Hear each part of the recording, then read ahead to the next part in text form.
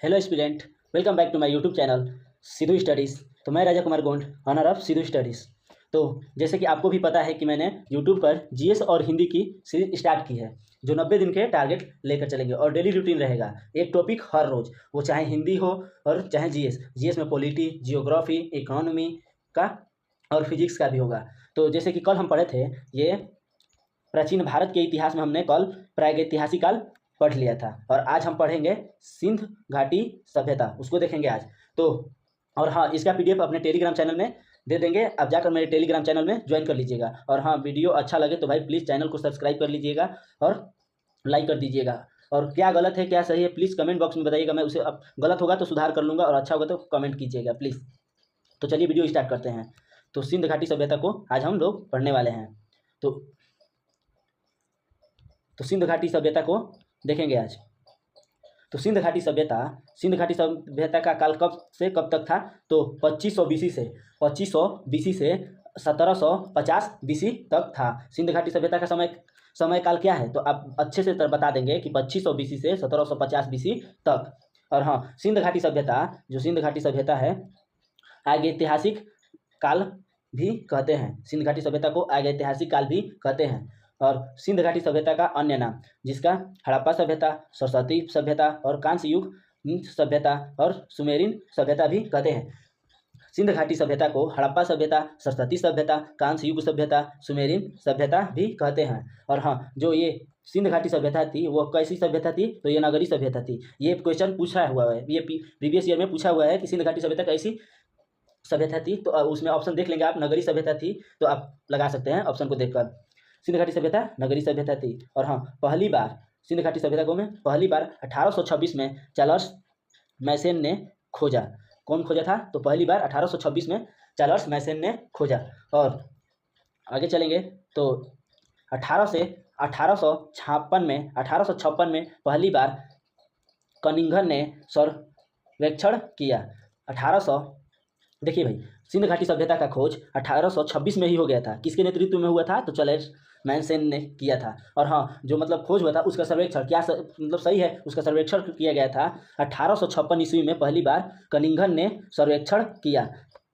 और कनिंघन कहाँ का था? तो इसे भारतीय पुरातत्व सर्वेक्षण विभाग का जनक उस समय वो 1856 में कनिंघन भारत पुरातात्विक सर्वेक्षण विभाग का जनक था, तो इसीलिए वो। और हाँ, भारतीय पुरातत्व का मतलब है कि प्रथम महानिर्देशक था। कौन? कनिंघन।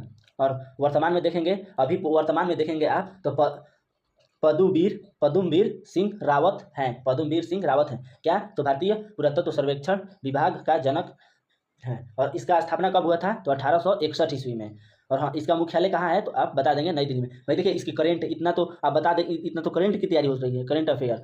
भाई देखिए, जो हमको ये बात नहीं है कि कोई पढ़ा हुआ है, नहीं, ये आराम से 2 बुक लुसेंट और एक घटना चक्र का बुक है, उससे हम पढ़े हैं और उसी से नोट्स बनाए हैं। तो चलिए आगे देखेंगे।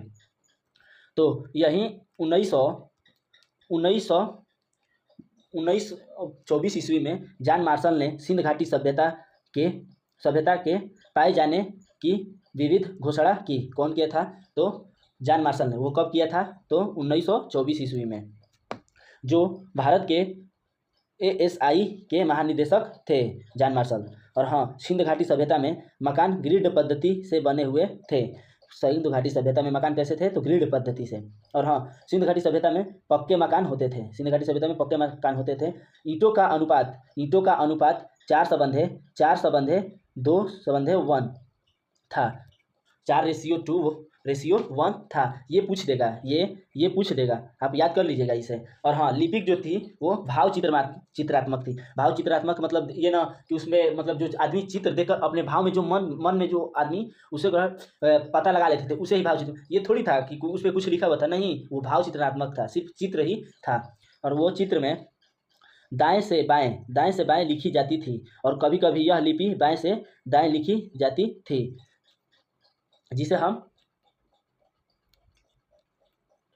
जिसे हम ओस्टोफेड्रान शैल भी कहते हैं। अब देखेंगे सिंध घाटी सभ्यता में। तो सिंध घाटी सभ्यता सबसे प्राचीन सिंध घाटी सभ्यता में सबसे प्राचीन नगर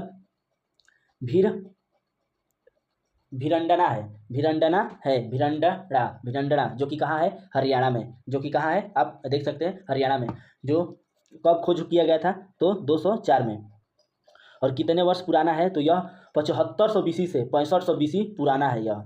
और हाँ, सिंध घाटी सभ्यता में समाज मात्र सत्यातक सत्यातक थे, मात्र सत्यातक थे। और सिंध घाटी सभ्यता का आकार कैसा था, तो आप बता सकते हैं आराम से, त्रिभुजाकार था, त्रिभुजाकार था। तो आप ये याद करके रखिएगा, कारण कि ये पूछ देता है कि सिंध घाटी सभ्यता का आकार कैसा था, तो आप अच्छे से बता देंगे सिंध घाटी सभ्यता का आकार त्रिभुजाकार था।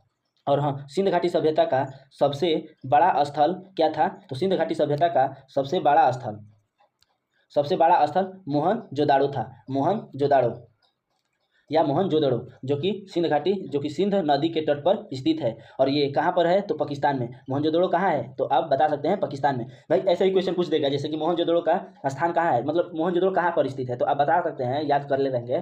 तो मोहनजोदड़ो पाकिस्तान में स्थित है।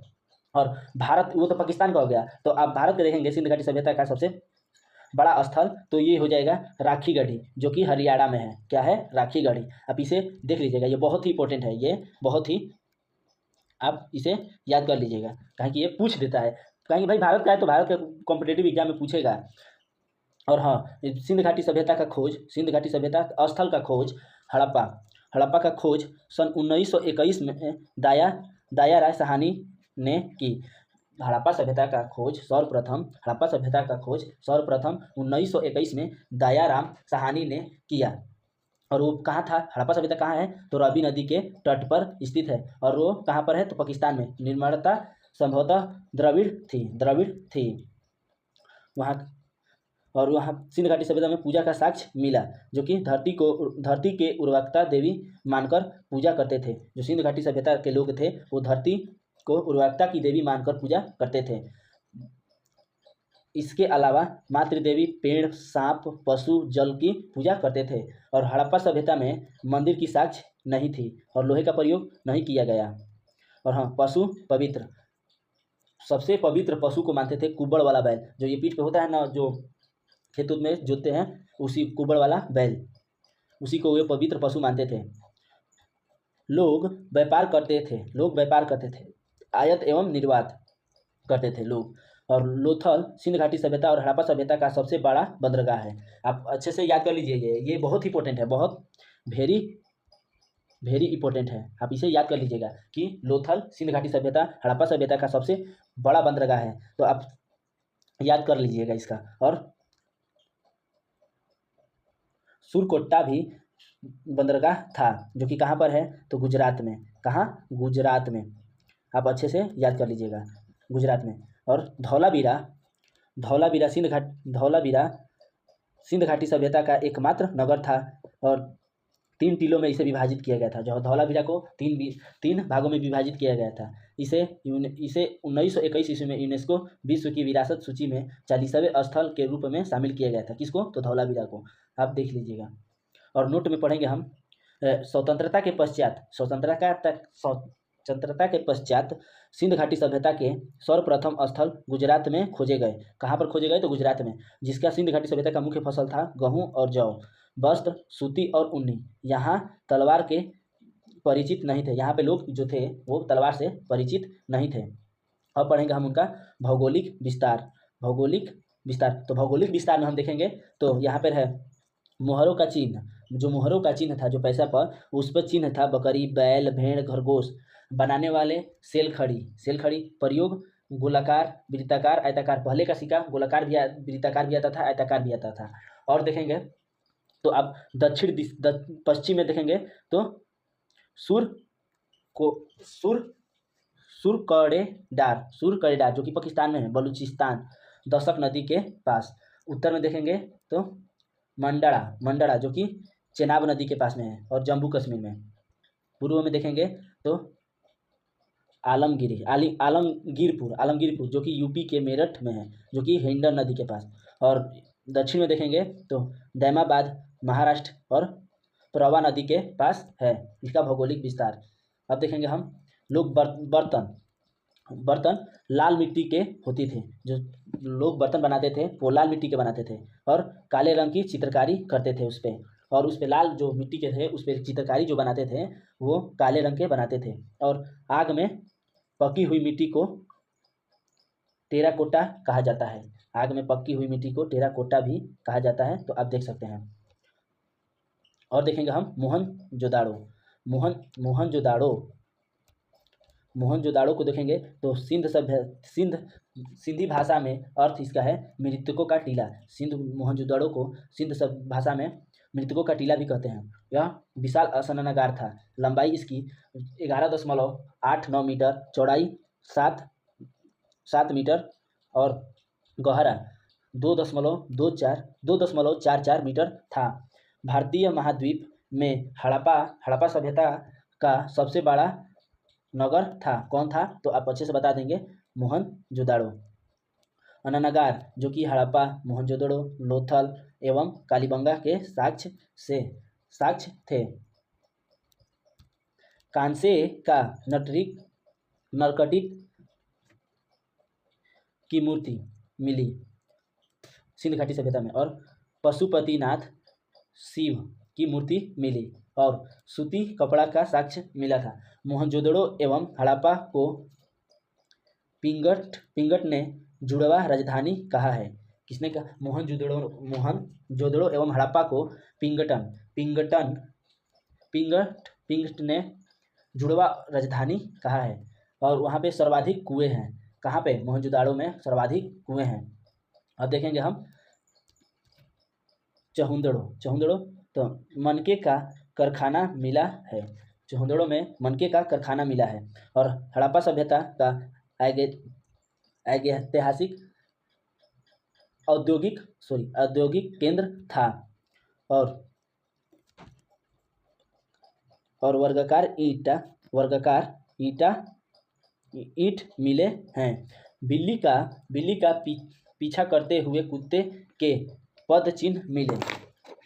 बिल्ली का पीछा करते हुए कुत्ते का पद चिन्ह मिला। और हाँ, यहाँ पे स्याही का दवात का भी साक्ष्य मिला था। कहाँ पे? तो चहुंदड़ो में, आप देख सकते हैं। और कागज और लिपि का भी साक्ष्य मिला था। तो अब क्वेश्चन देखेंगे हम, तो आप आराम से इसे देखिएगा। मोस्ट इंपोर्टेंट क्वेश्चन, सिंध घाटी सभ्यता का बगीचा मोहनजोदड़ो को कहते हैं। काले पत्थर की नृत्य करते हुए पुरुष की मूर्ति को हड़प्पा कहते हैं। कपास की खेती का साक्ष्य हड़प्पा में मिला था। गेहूं और जौ के दाने हड़प्पा में। सर्वाधिक मुहरे मोहनजोदड़ो। लाल पत्थर की पुरुष की मूर्ति हड़प्पा में मिली थी। अब देखेंगे हम लोथल, पढ़ने वाले हैं हम लोथल, जो कि भोगवा नदी के तट पर स्थित है। और लोथल कहाँ पर है? तो आप बता दीजिएगा, राजस्थान। लघु हड़प्पा एवं लघु मोहनजोदड़ो भी कहा जाता है। किसको? लोथल को। यह आवासीय क्षेत्र में वृत्ताकार चतुर्थाकार अग्निकुंड मिला। और प्रमुख बंदरगाह पश्चिमी एशियाई से व्यापार का साक्ष्य मिला था, जिसको किनारे भोगवा नदी के। खोज रंगनाथ राव। और हाँ, यहाँ पे चावल का भी साक्ष्य मिला था। और फारस की मुहरे पर मिली थी। हड़प्पा सभ्यता का मैनचेस्टर भी कहा जाता है। और घोड़े के लघु मृत मूर्ति भी मिली थी। और हाँ, अब पढ़ेंगे हम कालीबंगा को देखेंगे तो कालीबंगा जो कि राजस्थान में स्थित है। यहाँ पे दशक शर्मा ने इसे हड़प्पा का राजधानी भी कहा है। अब अच्छे से याद कर लीजिएगा कि हड़प्पा की राजधानी किसे कहा जाता है? तो कालीबंगा को हड़प्पा का राजधानी भी कहा जाता है। यहाँ पे जूते हुए खेत का साक्ष्य मिला। क्या चीज़ का साक्ष्य मिला? तो जूते हुए खेत का साक्ष्य कहाँ मिला था? तो आप बता सकते हैं, कालीबंगा जो कि राजस्थान में स्थित है। और हाँ, हल के निशान भी यहाँ पे मिले थे। और नदी जो है वो घग्गर नदी के किनारे स्थित है। और अर्थ इसका क्या होता है? तो काला चिड़िया। अब देखेंगे हम धौलावीरा को देखेंगे तो यह गुजरात में स्थित है। इसका अर्थ होता है सफ़ेद कुआं।